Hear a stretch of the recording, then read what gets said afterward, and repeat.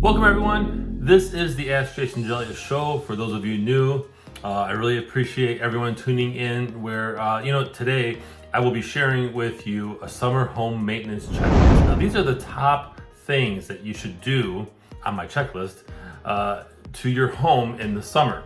So, first one is trim overgrown plants and lay down mulch. You can put down mulch in the early part of summer, and you can trim overgrown plants. The next one is pressure wash the outside of the house, driveway, patio. Take advantage of the summer weather, especially early summer where the weather starts to break. Go ahead and pressure wash, okay? Next one is replace worn out patio furniture. Is your patio furniture looking kind of damaged, or tears in it, or faded paint or chipped paint? Go ahead and replace the furniture. Outside patio furniture, that is. Next one is clean out gutters.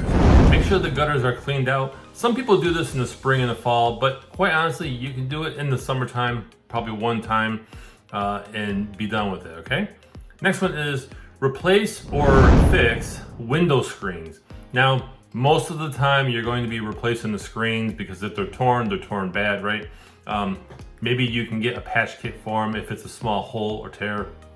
But replacing window screens in the summertime is a great opportunity to get those screens looking good, okay? Next one is inspect and recaulk window area. So is the caulk looking bad around your windows, inside and out? Go ahead and replace the caulk.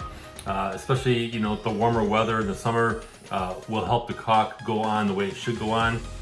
Too cold and it could affect it. It can actually have it clumping up and whatnot, okay? And the last one is replace your AC filters. You can do this yourself, or you can have an expert HVAC technician come out and do it, but you want to replace those AC filters, have them checked once a year.